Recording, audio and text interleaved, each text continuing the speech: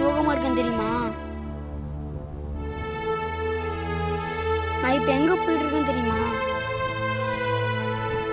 மன்னிப்பு கேட்க. நான் ஒரு தப்பு செஞ்சுட்டேன். ஒரு நாள்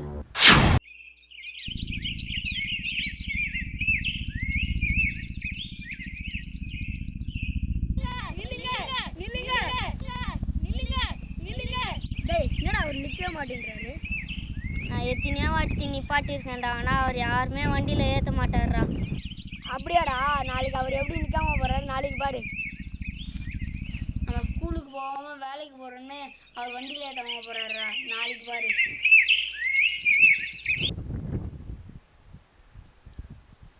மறுநாள் காலையில்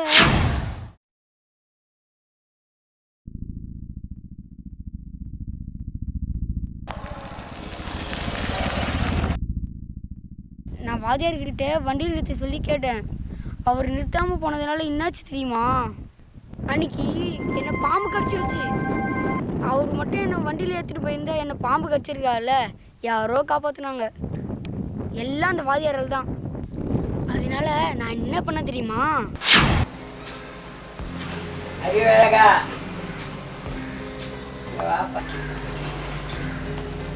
சக்கரை வாங்கிட்டாப்பா. சரி, 10 ரூபா சக்கரை.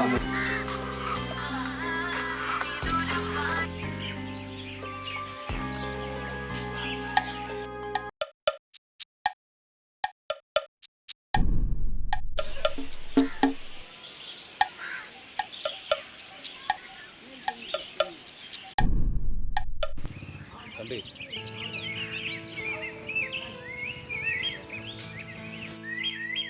தம்பி, குடியால குடிகட்டு போனவங்க எத்தனையோ பேர்.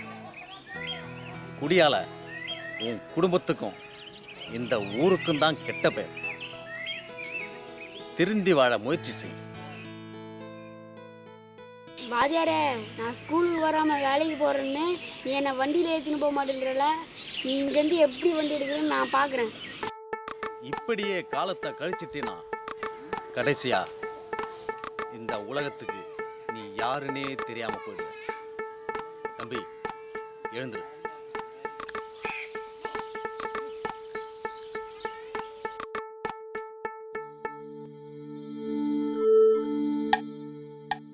வண்டி என்னாச்சுங்க?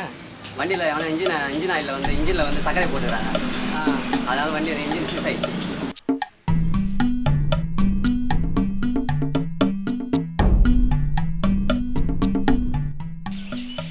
தாய் முகத்தை பாரு. வைத்திய செலவு கூட பணம் இல்லாமல் எவ்வளோ கஷ்டப்படுற. நீ குடிச்சிட்டு இப்படி படுத்துட்டு இருக்க. தினம் தினம் உன் முகத்தை உங்க தாய் பார்த்து எவ்வளோ வேதனைப்படுறாங்க தெரியுமா?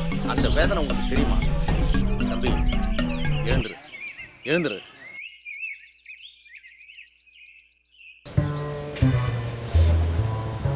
சக்கரை வாங்கிட்டு வர சொன்னாங்க. சக்கரை நம்ம கொட்டிட்டோம். ஆயாக்கு என்ன சொல்றது?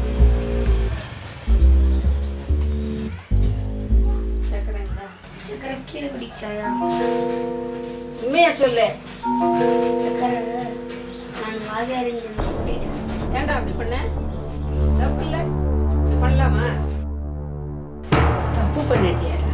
உன்னை பாம்பு கடிச்சப்போ அவர் தான் காப்பாற்றினார். வண்டியில் விட்டுன்னு போய் மன்னிப்பு கேளு. போய் முதல்ல.